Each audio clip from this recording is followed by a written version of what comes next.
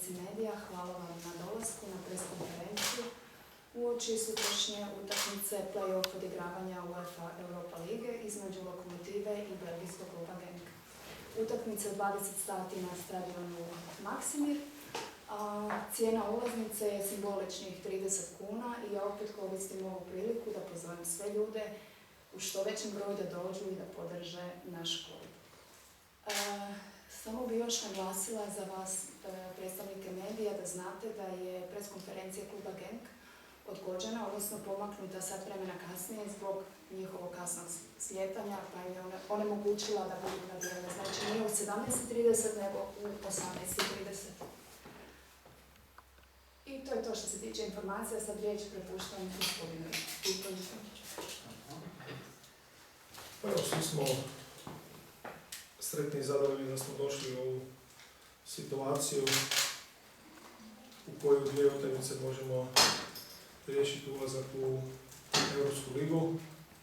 Svjesni smo zadatka koji je pred nama, svjesni smo kvaliteta protivnika koji je sigurno na visokom nivou, protivnik i klub koji imaju dugogodišnjih uspjeha, klub koji je stvorio jako dobre igrače u reprezentacijama i klub koji je konstantno učestvovao u završnicima Lige prvaka ili Lige Europe, što sigurno daje njima jednu određenu prednost koju mi moramo prihvatiti, dati im ulogu favorita, a na nama je da to probamo na najbolji mogući način, ajmo reći, dovesti u neku drugu situaciju.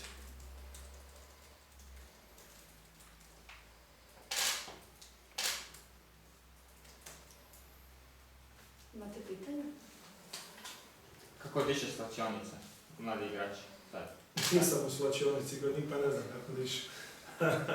A naravno, dobro, gledajući po treningu i po njihove reakciji, koncentraciji i motivaciji da su sigurno na najvišem nivou, jer jednostavno takve utakmice se ne igraju svaki dan i vidim da željno očekuju sutrašnju utakmicu koju ne smiju odigrati danas, nego tek sutra od 8 sati i to je jedino čemu skrećem pažnju, da se ne bi potrošili, da zadržimo i koncentraciju i motivaciju, da se stavimo u stanje onako kako je najbolje na sam dan utakmice i do njenog početka.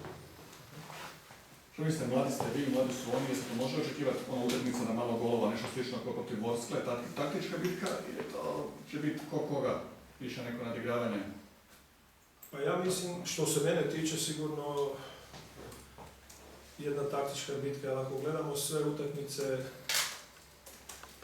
kvalifikacija ili sve utakmice u Ligama Europe ili Lige prvaka, više nema nijedne momčadi izuzev velikih momčadi kao što su Bayern, Real Madrid, Barcelona, koji si mogu dozvoliti luksuz da krenu u napad i da imaju kvalitetu da mogu napraviti i visoki pressing i zbog bolje kvalitete mogu dobiti protiv. Danas u nogometu se puno toga promijenilo. Svi treneri, svi igrači su svjesni svojih kvaliteta, isto tako i protivnika kojeg igraju. Znamo da bez obzira na tehničke kvalitete ne moramo i ne možemo umirati u ljepoti, nego moramo biti jednostavni, moramo biti konkretni i učinkoviti. Znači sigurno da nećemo krenuti grlom u jagode jer su 2 utakmice. Tako da, što se tiče mladosti, vrlo smo slični i mi i oni. Što se tiče načina igre, tu smo isto slični. Tako da očekujem da ko bude taktički bolje postavljen, ko bude taktički discipliniraniji, da taj ima veće šanse za uspjeh. Naravno, i uvijek odlučuju nijanse, a te nijanse su igrači koji u datom momentu pokažu onu određenu kvalitetu koja će dati prevagu.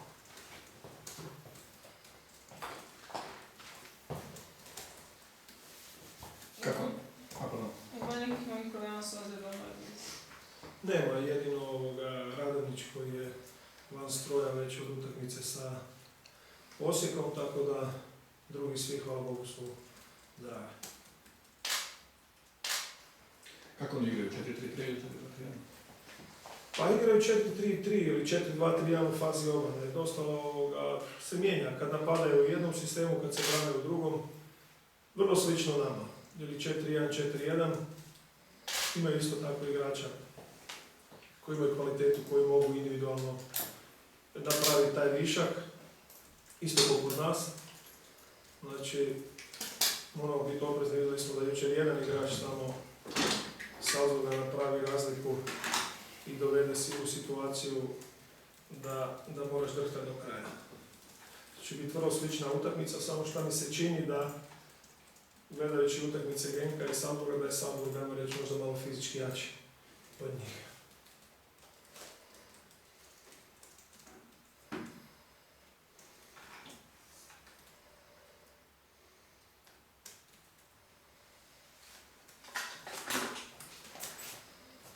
Dobro, ipak isto onaj stav, slično možda koji je ticao protiv Salzburga da se ide 2 utakmice, ovo je samo poluvreme. Pa je, nama odgovara svaki rezultat osim poraza. Jer u takvim situacijama jedna i druga momčad ima šansu za prolaz. Naravno da je pobjeda puno bolja, ali u ovakvim utakmicama, u ovakvim situacijama i neodlučno bez golova je nova utakmica i sve otvoreno.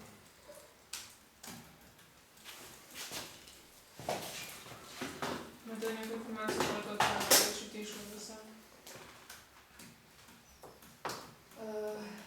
Nemam točnu informaciju, a za njihovo, znači naš je samo zapad. Za njihovu tribinu su oni preuzeli potpuno prodaju, tako da nemamo točan uvid još za sada. Hvala. Dobro, ovo ste uspjeli osvježiti i napuniti baterije. Jesmo. Bilo je ipak i do Rijeke i sad od Rijeke jedan dan više odmora, tako da smo imali vremena i za trening, i za pripremu, i za osvježavanje, i ja mislim da smo na jednom dobrom nivou.